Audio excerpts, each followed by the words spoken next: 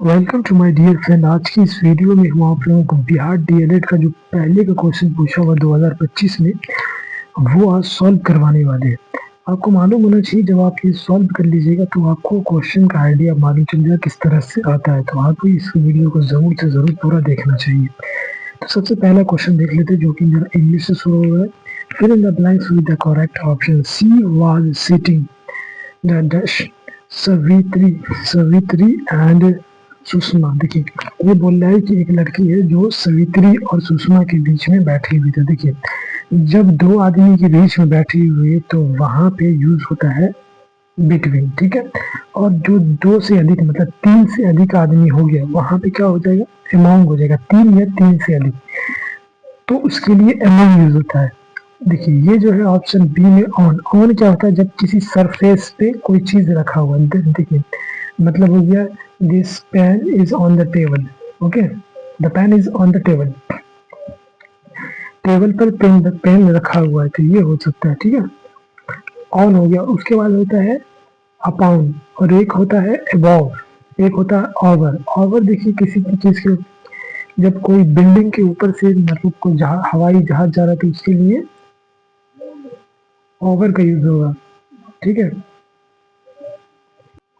और देखिए एवॉब का यूज क्या होता है, जो सबसे ऊपर जैसे आसमान के ऊपर से जा रहा है तो वहां से एवॉब का यूज होगा। ओके, तो ये समझ गए। इसका राइट आंसर हो जाएगा ऑप्शन नंबर डी हो जाएगा, बिटवीन यहाँ पे यूज होगा। नेक्स्ट क्वेश्चन हम देख लेते हैं। Which of the following sentence has correct punctuation mark। देखिए पंचुएशन मार्क से एक नंबर रहेगा ये आपका।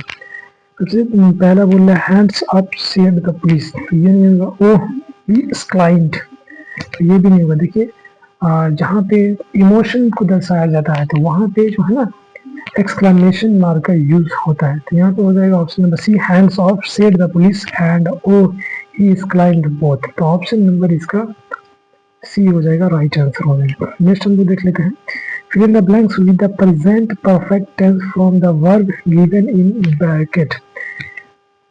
James to visit her grandmother. देखिए ये क्या है, ये क्या पूछ रहा है। Fill in the blanks with the present perfect tense इसमें पूछ रहा है, प्रेजेंट परफेक्ट टेंस को। देखिए प्रेजेंट परफेक्ट टेंस में क्या होता है, हैज बीन होता है, हैज बीन और हैव बीन। ये प्रेजेंट में पूछा। अब आपको समझना होगा हैव का यूज क्या होता है, हैज का यूज क्या होता है। देखिए ही सी इट नेम में यूज होता है हैज का। जैसे कोई नाम है, कोई लड़की के नाम है, किसी का भी नाम है तो उसमें हैज का प्रयोग होगा। हैव का मतलब आई वी, इसमें यूज होता है हैव का। तो ऑप्शन नंबर क्या हो जाएगा, डी हो जाएगा, राइट आंसर। समझ गए आप, बहुत आसान क्वेश्चन था।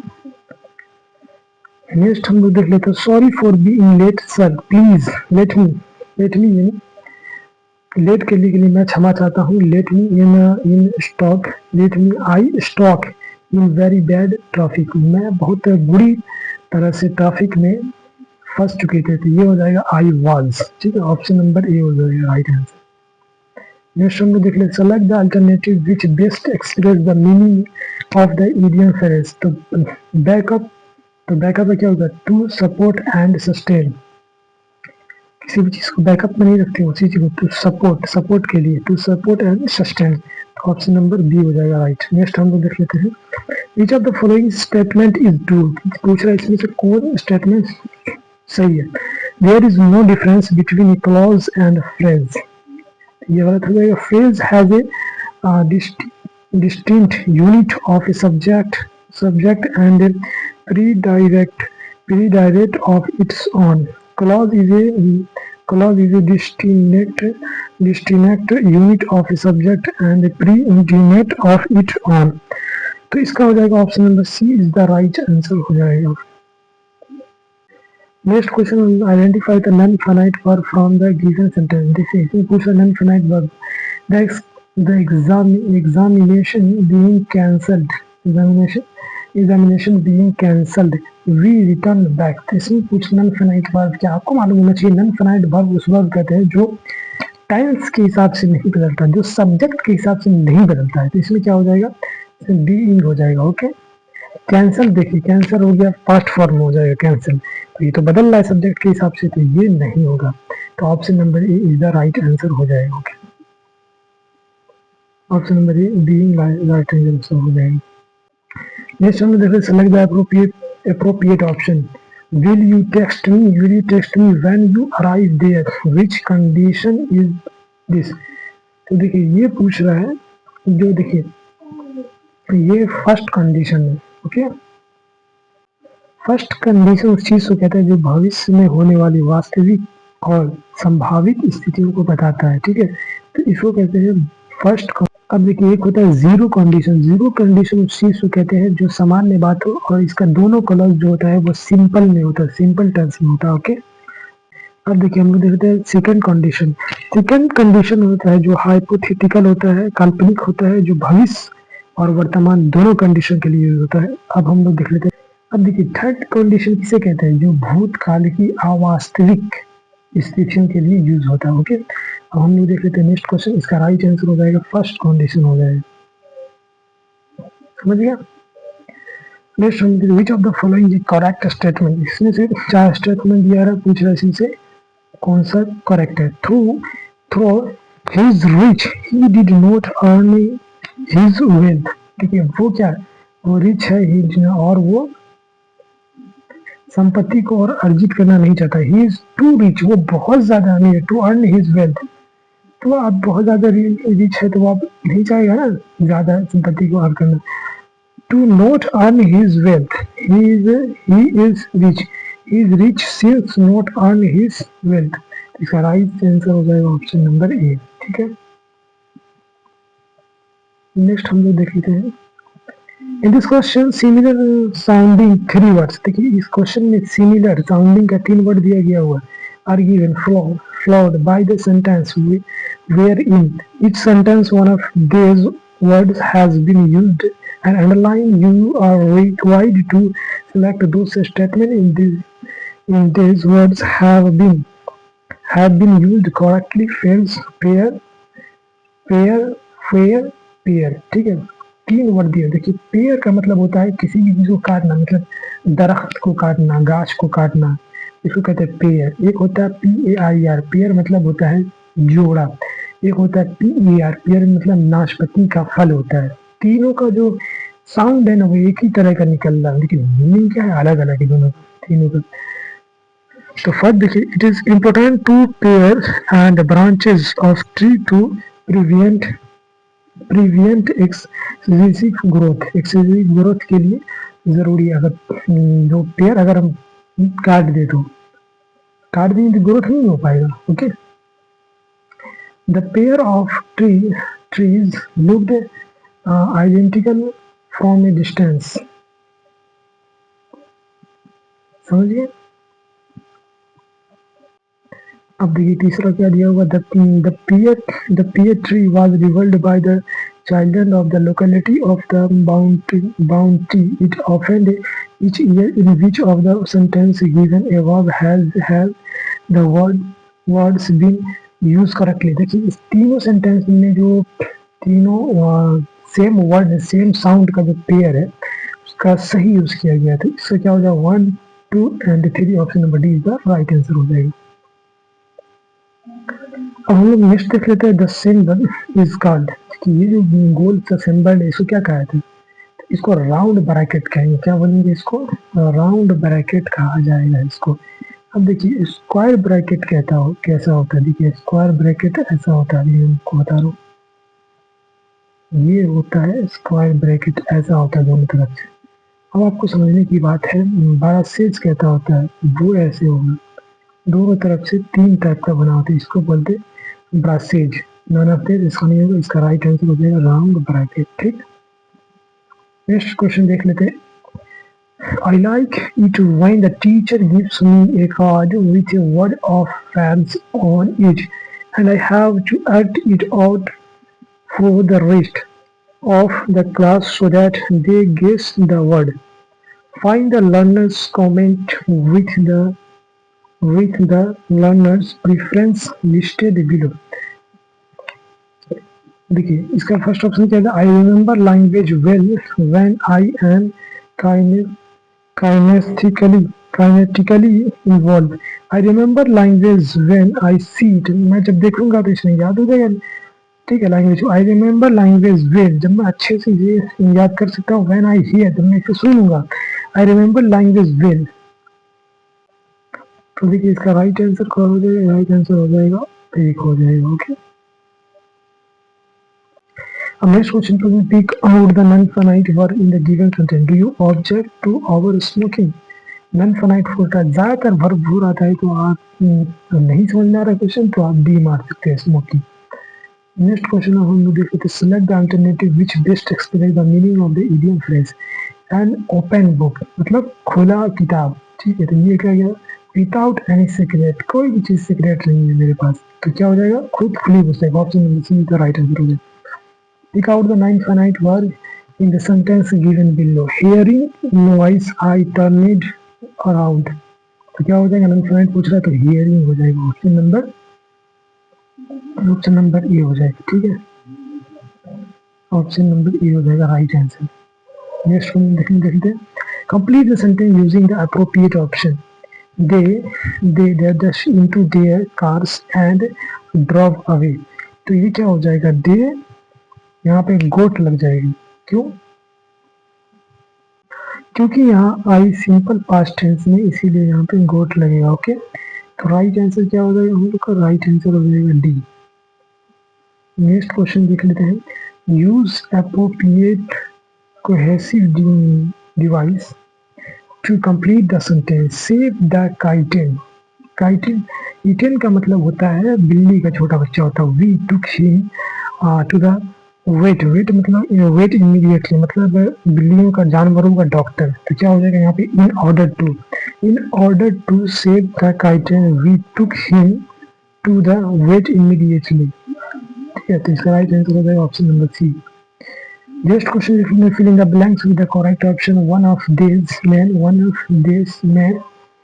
is the culprit. तो इसका राइट आंसर हो जाएगा ऑप्शन नंबर सी। ओके, क्योंकि वन ऑफ का बात हो रहा है तो इसका प्रयोग होगा। नेक्स्ट क्वेश्चन हम देख लेते हैं। Question given below consists of 6 sentences of a passage. The first and 6th sentence are given and as1 and as6. The middle 4 sentences in each have been jumbled up the labeled as P, Q, R, S. You are required to find the proper sequence of the 4 sentence। मतलब proper sequence चारों sentence को लगाना। देखिए S1 क्या बोला, press true of India, PTI, press true of India is a non-profit making cooperative owned by the country's newspaper with the mandate to the provide effective and the unbiased news to the all sectors। दूसरा to क्या बोल रहा है, increasingly more and more subscribers are option for the affiliated reception। Okay, तो देखिए P के क्या बोल रहा है, it offers it's news service in the English and Hindi language. और 500 newspaper and several news service subscribe to PTI including many overseas news entities। PTI now has its own satellite delivery system। Bahasa is the Hindi language news service of the agency। देखिए इसका right answer हो जाएगा option number B हो जाएगा। Okay, option number B इसका right answer हो जाएगा। Next हम देख लेते, देखिए अब हम लोग का इंग्लिश खत्म हो गया, मैथ की तरफ हम देखिए। मैथ की तरफ सबसे पहला क्वेश्चन, जिस समीकरण युग में लेखा चित्र एक दूसरे के समानांतर हो उसे क्या कहा जाता है। देखिए इसको विरोधी समीकरण भी कहा जाता है। ओके, विरोधी किसको कहेंगे, जो नहीं कटेगा। लेखा चित्र क्या होता है, दोनों सामने सामने से निकल जाता है, उसको क्या बोलेंगे, विरोधी समीकरण कहा जाता है। ओके, तो इसका राइट आंसर हो जाएगा। और इसका देखिए इक्वेशन कैसे लिखा जाएगा, A1/A2 बराबर B1/B2 बराबर नहीं है C1/C2 के। तो इसी को बोलेंगे विरोधी समीकरण, जो कि ऑब्जेक्टिव में डायरेक्ट पूछ सकता है। तो इसको बोलेंगे विरोधी समीकरण, जो ऊपर नीचे होता है डायरेक्ट, लेखाचित्र एक दूसरे के समांतर हो। ओके, तो राइट आंसर हो जाएगा ऑप्शन नंबर ए।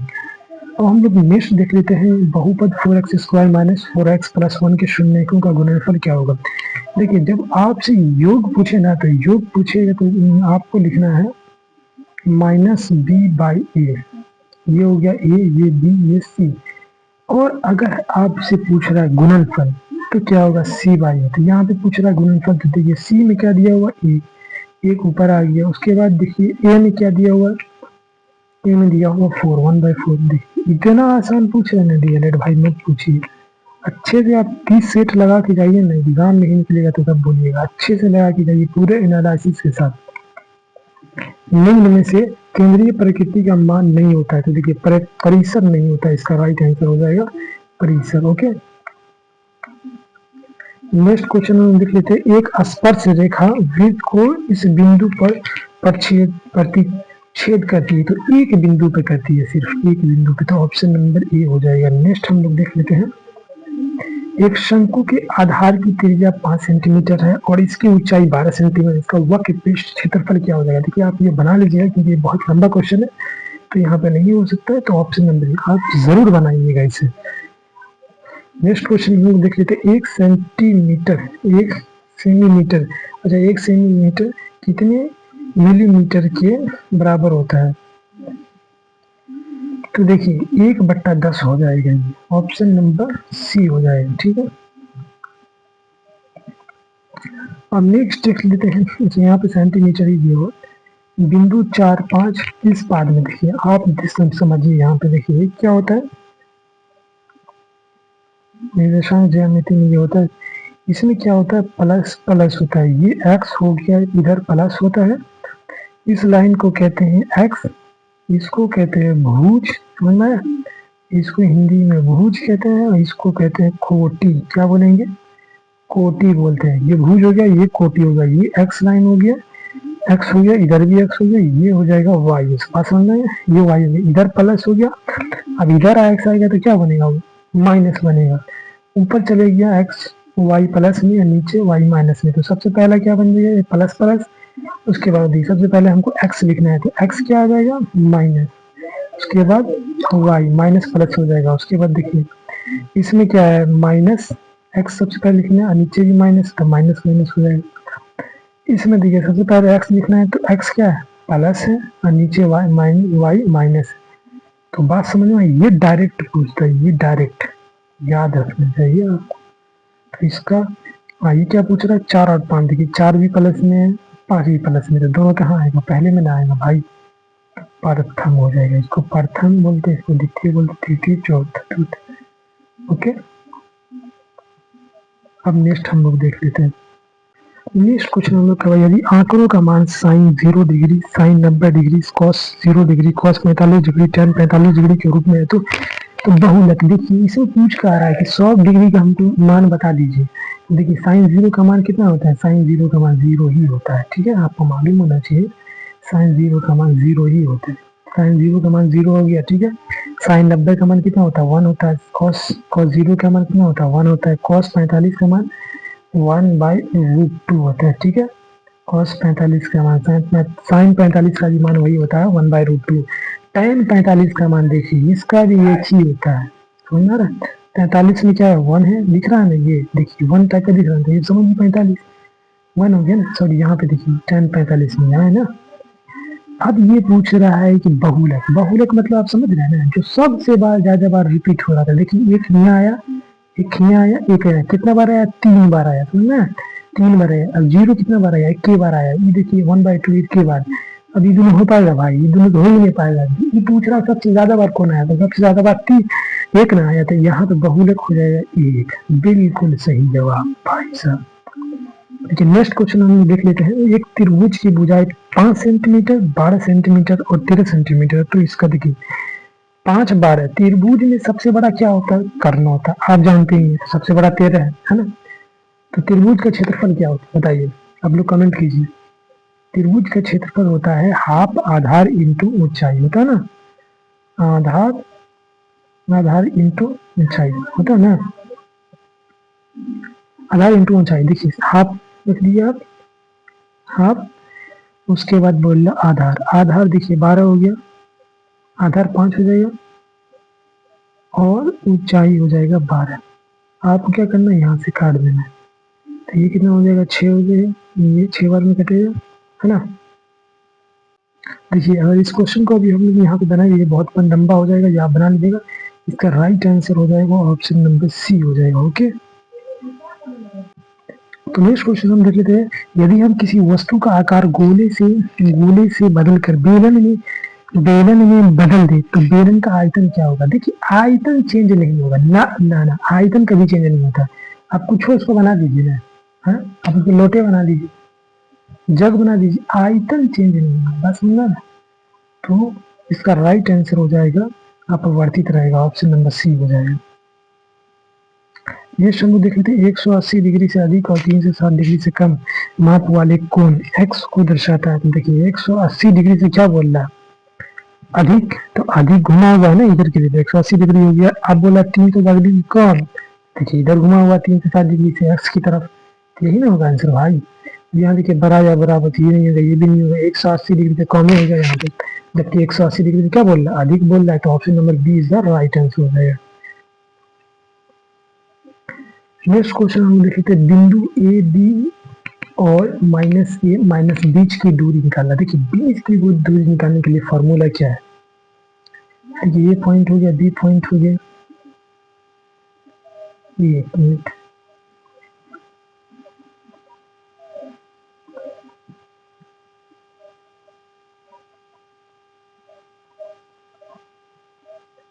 बीच की दूरी के लिए देखिए क्या फॉर्मूला है, यहाँ पे मेरा दिया हुआ माइनस ए और ए पहले दिया हुआ ए, सॉरी ये इधर बी दिया हुआ है ना, यहाँ पे माइनस ए और माइनस बी दिया हुआ है। यहाँ पे पूछ क्या रहा है, बीच की दूरी पूछ रहा है। यहाँ पे देखिए क्या फॉर्मूला होता है, x2 माइनस x1, उसके बाद y2 माइनस y1। ओके, तो आराम से निकाल सकते हैं। तो x2 क्या क्या हो जाएगा, यहाँ पे x2 हो जाएगा आपका माइनस ए, x2 माइनस x1,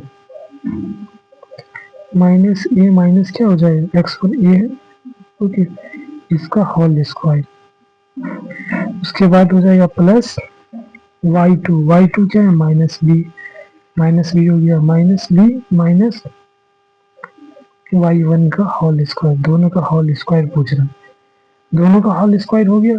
अब क्या करना है, देखिए माइनस से और माइनस से क्या हो जाएगा, 2 हो जाएगा, स्क्वायर 2 से हो रहा था क्योंकि सम संख्या से हो रहा था, प्लस में हो जाएगा, तो क्या हो जाएगा 4a हो जाएगा, है ना, 4a हो जाएगा। उसके बाद हो जाएगा प्लस, इधर भी वही हो जाएगा 4b, है ना, 4b हो जाएगा, 4b हो जाएगी क्योंकि ये रूट में है, रूट में जाएगा ना। तो ये देखिए जब हम कॉमन लेंगे तो क्या हो जाएगा, 2 बाहर आएगा ना, 2 बाहर आएगा, ए स्क्वायर प्लस बी स्क्वायर हो जाएगा। ओके, ए स्क्वायर प्लस बी स्क्वायर, इसका राइट आंसर हो जाएगा ऑप्शन नंबर बी। हम नेक्स्ट क्वेश्चन नंबर कहते हैं, एक कुकिंग चूल्हा 520 रुपए के, एक कुकिंग चूल्हा 520 रुपए के तुरंत भुगतान तथा 520 रुपए की प्रतिमाह 4 किस्तों में उपलब्ध है। यदि ब्याज की दर 25% वार्षिक है तो चूल्हा का नकद मूल्य क्या होगा। देखिए इसका बहुत आसान क्वेश्चन है, लेकिन लेट कर जाएगा, तो option number C is the right answer हो जाएगा, 2500 रुपए आप बना सकते हैं इसमें। यदि HCF 1000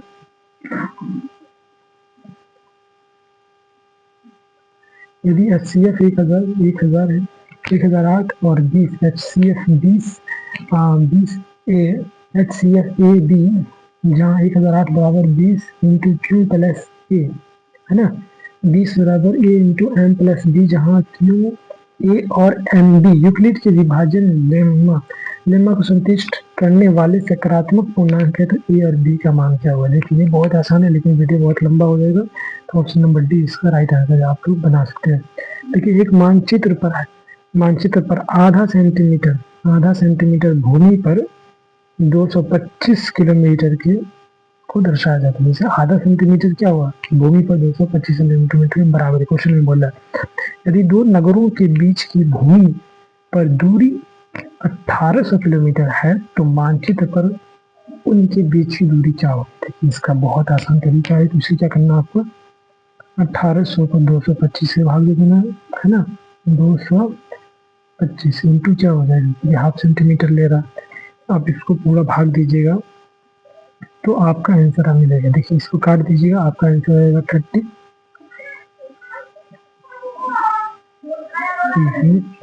ये देखिए अगर इसका आप पूरा कैलकुलेशन कीजिएगा तो आपका इसका राइट आंसर आ जाएगा ऑप्शन नंबर बी।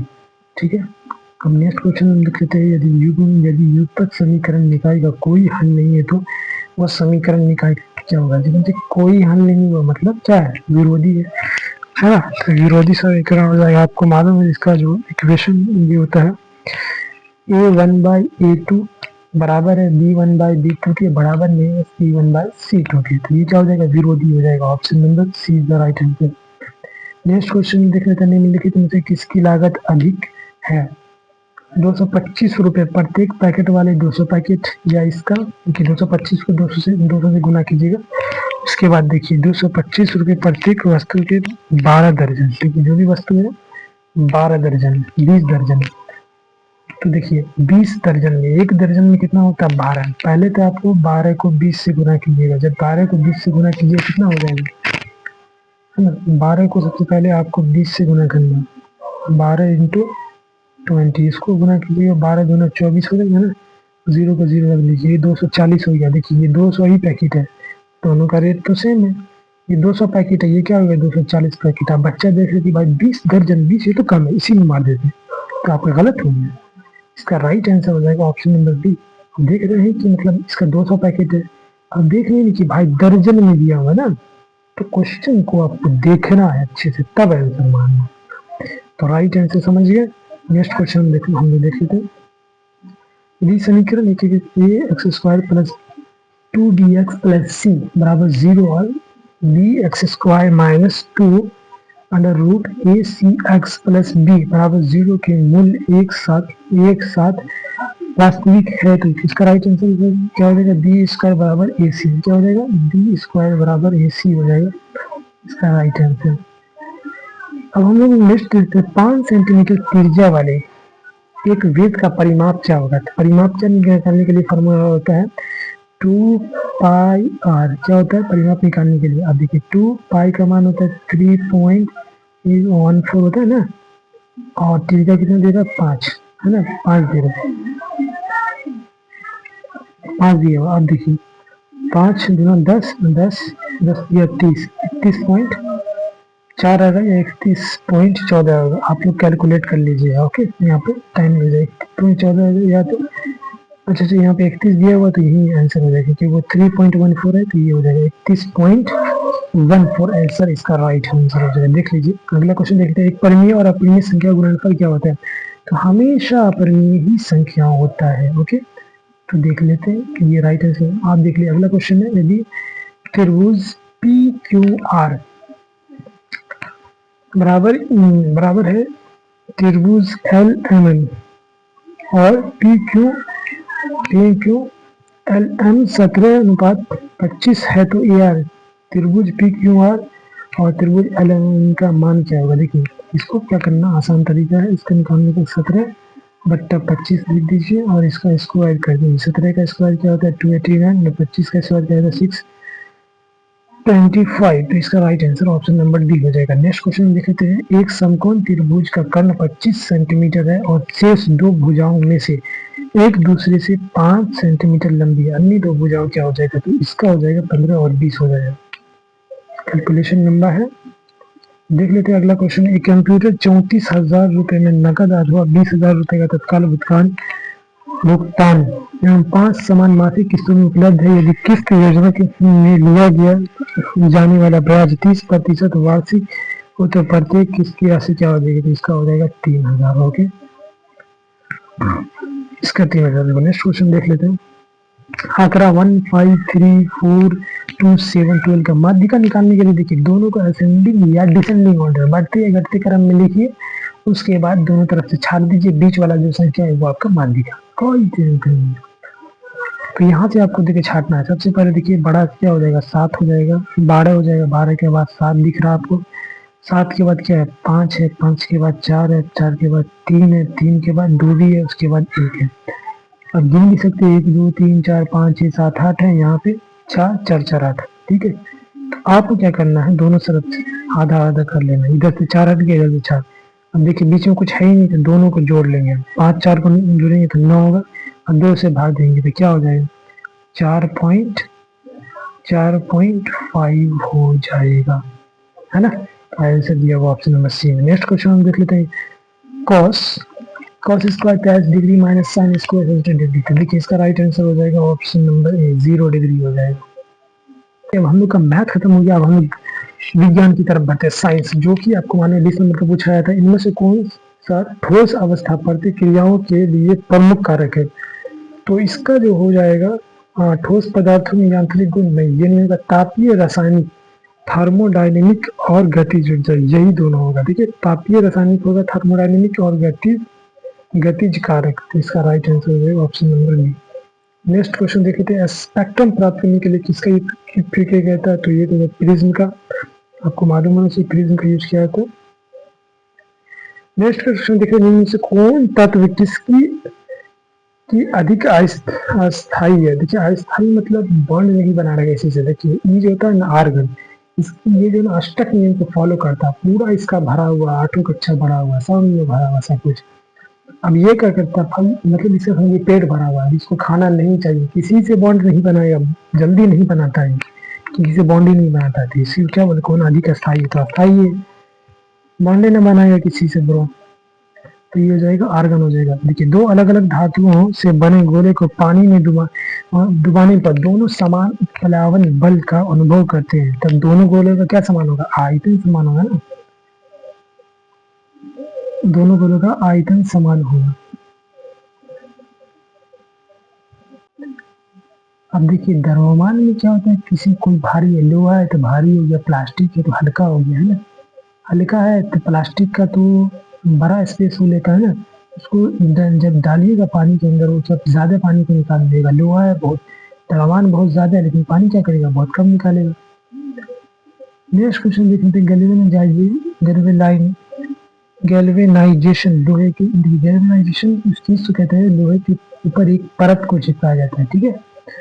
लोहे की वस्तुओं पर जस्ता की परत चढ़ाने की प्रक्रिया, समझ गए आप, लोहे के ऊपर जस्ता की परत, इसी कहते हैं गैल्वेनाइजेशन, चढ़ाई जाती है ताकि लोहे को जंग लगाने से बचाया जा सके। जस्ता की परत पर खरोंच लगने और लोहे के खुले रहने पर भी लोहा सुरक्षित रहता है। निम्नलिखित में से कौन सा कथन सत्य है, ठीक है। देखिए इससे पूछा, जस्ती लोहे की वस्तु ऑक्सीकरण से नहीं गुजरती, देखिए ऐसा नहीं है, कैसा होता है, नहीं गुजरेगी तो वो भी, ठीक है। तो जस्ता की परत लोहे को हवा के संपर्क में आने से रोकती है, ये सही बात है। जस्ता की तुलना में अधिक आसानी से जंग खा जाता है लोहे की तुलना में, तो इसका ऑप्शन हो जाएगा ऑप्शन आर हो जाएगा, ठीक है। इसका क्यू आर दोनों होगा, सॉरी क्यू आर दोनों हो जाएगा, मतलब क्यू आर। भाई इसका राइट आंसर हो जाएगा ऑप्शन नंबर डी।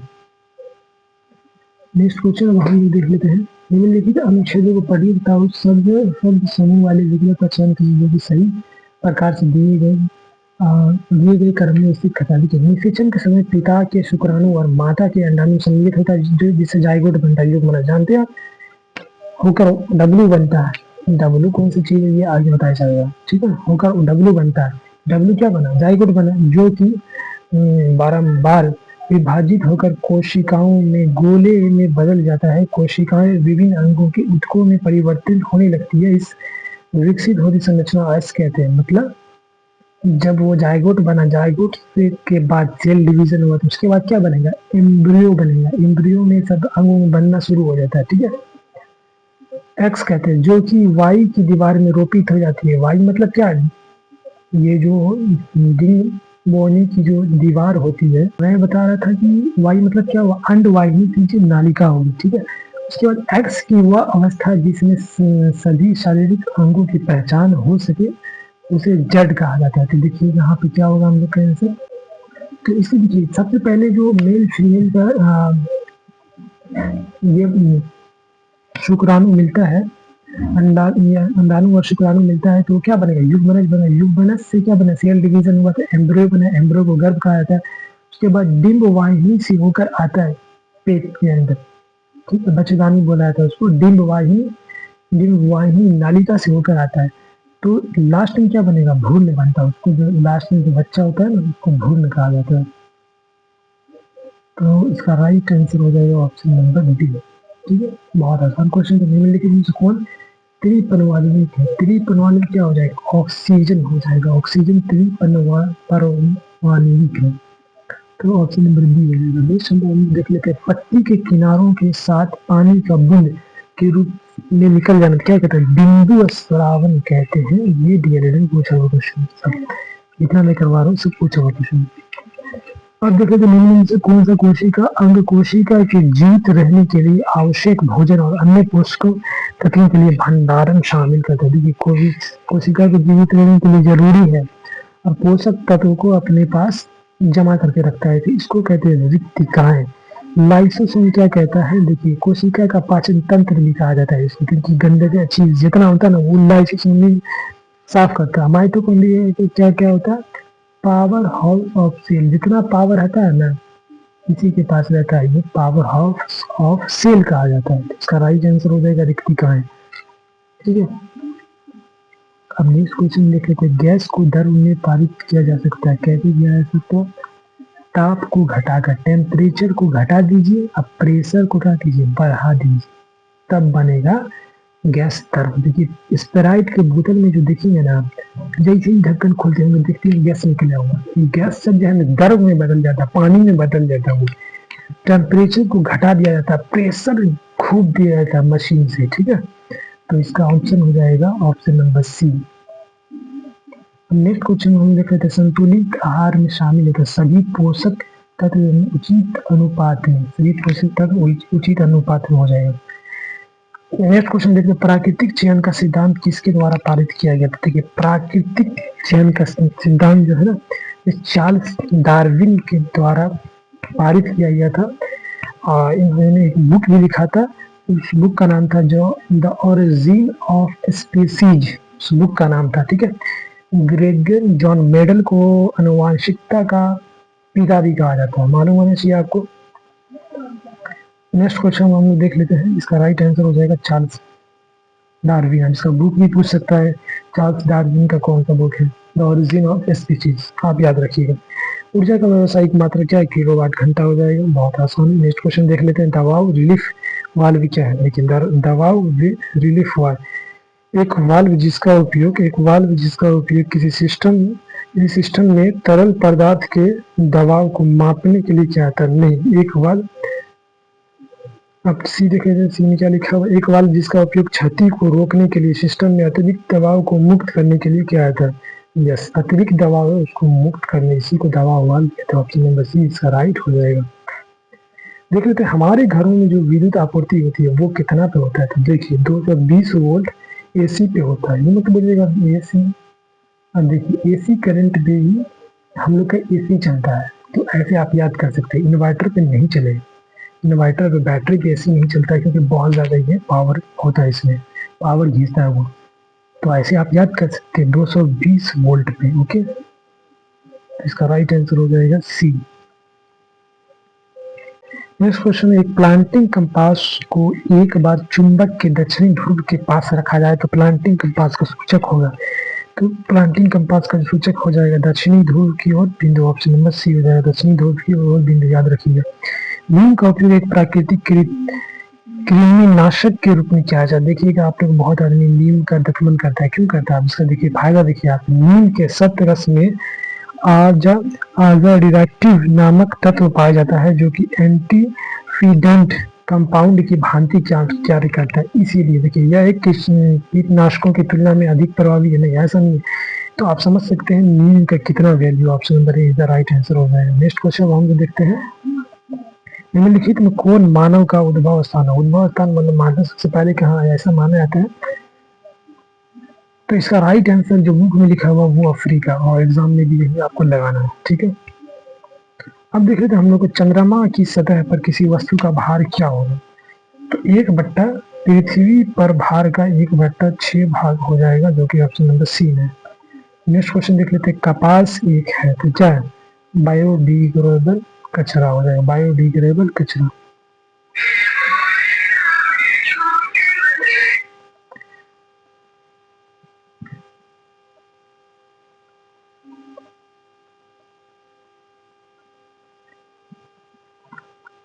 अब देखिए हम लोगों का जो ये साइंस था वो खत्म हो गया, अब हम सोशल साइंस पढ़ेंगे। तो सोशल साइंस में सबसे बड़ा क्वेश्चन हम देख रहे थे, बागमती परियोजना बिहार के किस जिले में? तो बागमती परियोजना जो है ना, बागमती देखिए ये सीतामढ़ी में, बागमती ती देखिए इसमें भी सीतामढ़ी। ओके, तो इसका राइट आंसर हो जाएगा ऑप्शन नंबर ए हो जाएगा। ओके, नेक्स्ट क्वेश्चन देख लेते हैं, अजंता गुफा के चित्रों में इस्तेमाल किए गए रंग निम्नलिखित में से किस सामग्री से प्राप्त किए जाते हैं? देखिए पौधे और खनिज से प्राप्त किए जाते हैं, पौधे और खनिज से, पशु के अंगों के अवशेष से नहीं, ग्रेफाइट से नहीं, स्लेट से, इससे नहीं प्राप्त किया जाता। देखिए अगला क्वेश्चन देख लेते हैं, ब्रिटिश शासन के दौरान जमींदारी प्रथा के कारण स्थिरता और गिरावट आई, किस चीज में आई? तो कृषि उत्पादन में आ गई, जमींदारी प्रथा आ गई ना, कृषि उत्पादन में गिरावट आ गई, ऑप्शन नंबर सी हो जाएगा इसका। Next question, Akhil Bharatiya trade union Congress की स्थापना कब हुई? आपको मालूम होना चाहिए, इसकी जो स्थापना हुई थी 1920 में हुई थी। इसमें किसानों को हक लिया गया, उस पर जो जुल्म हो रहा था, जुल्म से बचने के लिए इस ट्रेड यूनियन की स्थापना की गई, 1920 में किया गया था। ठीक है,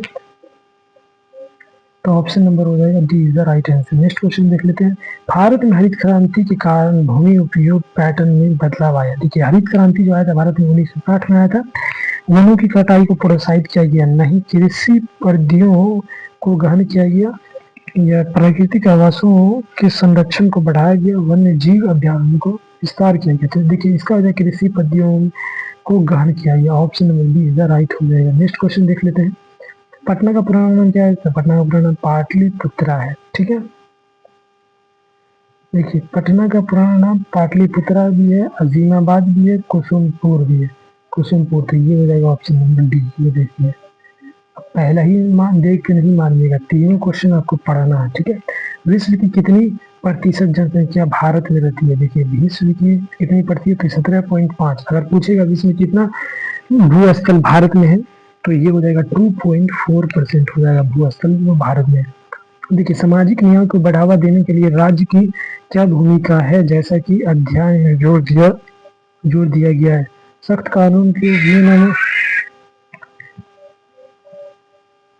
सख्त कानून और विनियमों को लागू करना, अमीरों को वित्तीय सहायता प्रदान करना, नहीं, सभी नागरिकों के लिए समान अवसर प्रदान करना, ये हो जाएगा। Okay, option number C is the right answer हो जाएगा।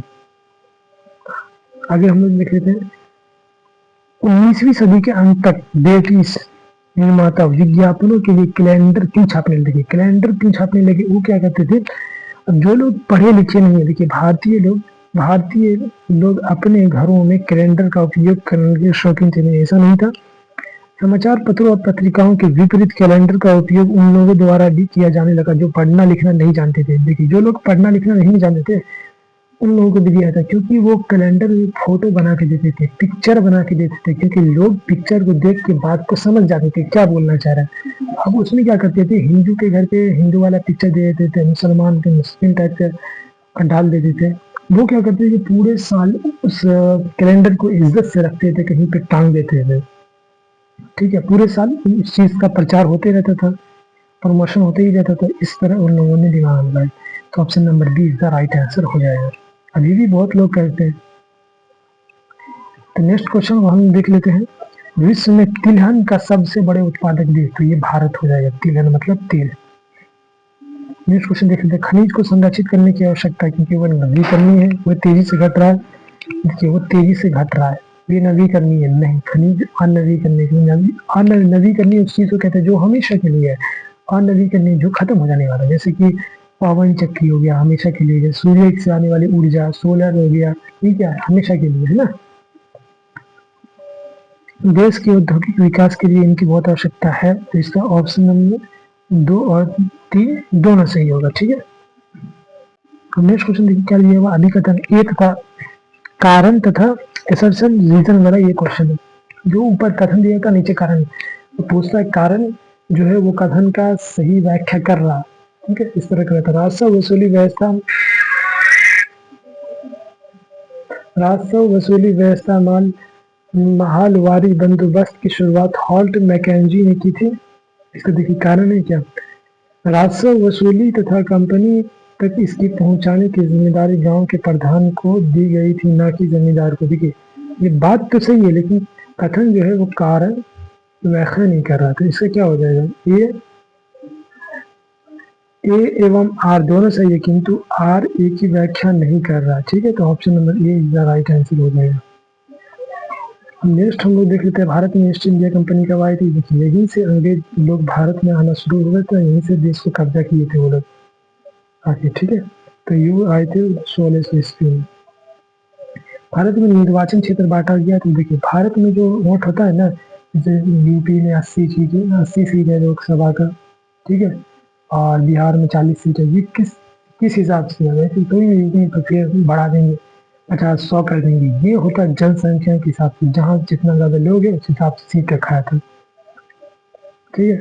नेक्स्ट क्वेश्चन देख लेते हैं, जल की कमी क्या है। जल की कमी क्या है, देखिए पानी की कमी एक क्षेत्र के भीतर पानी के उपयोग के मांगों को पूरा करने के लिए पर्याप्त उपलब्ध ताजे पानी के संसाधनों की कमी, जैसे ये सही है क्या, पानी की कमी एक क्षेत्र के भीतर पानी के उपयोग की मांगों को पूरा करने के लिए पर्याप्त उपलब्ध समुद्री पानी की कमी, ये भी सही है। देश के उद्योग की मांगों को पूरा करने के लिए पर्याप्त ताजे जल संसाधनों की कमी है, ये भी सही होता है, तो ऑप्शन में क्या हो जाएगा, डी हो जाएगा, ये सभी हो जाएगा।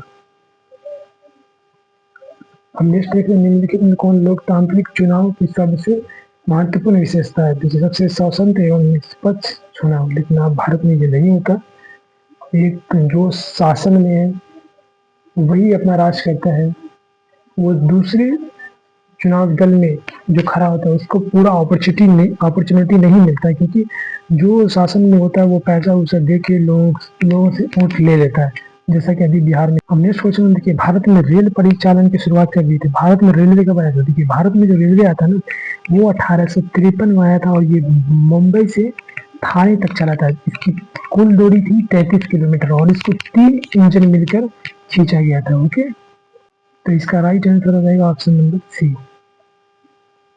नेक्स्ट क्वेश्चन है, भारत में नागरिक भागीदारी के प्रश्न का समाधान किस सिद्धांत के आधार पर किया गया। संख्या बल पर धर्मनिरपेक्षता, अवसर की समानता, तो इसका अवसर की। भारत में नागरिक भागीदारी के प्रश्न का समाधान किस सिद्धांत के आधार पर किया गया, अवसर की समानता के आधार पर, ठीक है। नेक्स्ट क्वेश्चन देख लेते हैं, कच्ची ऊर्जा का स्रोत। कच्ची ऊर्जा का स्रोत से प्राप्त ऊर्जा और प्राप्त करने के लिए खर्च की गई ऊर्जा का अनुपात कच्ची ऊर्जा स्रोत को क्या बोलेंगे, ऊर्जा उपज अनुपात कहा जाता है, इसको ऑप्शन नंबर सी हो जाएगा इसका राइट आंसर। नेक्स्ट क्वेश्चन देख लेते हैं, सत्ता साझाकरण के बारे में निम्नलिखित में कौन सा कथन सत्य है। सत्ता सरकार के विभिन्न अंगों के बीच साझा करती है, बिल्कुल सही। सत्ता के विभिन्न स्तरों पर सरकार के बीच साझा किया गया, यह सत्ता को विभिन्न सामाजिक समूह के बीच भी साझा किया था, इसका राइट आंसर हो जाएगा ऑप्शन नंबर डी, इसका राइट आंसर हो जाएगा। थैंक यू, मिलेंगे आपको नेक्स्ट वीडियो में।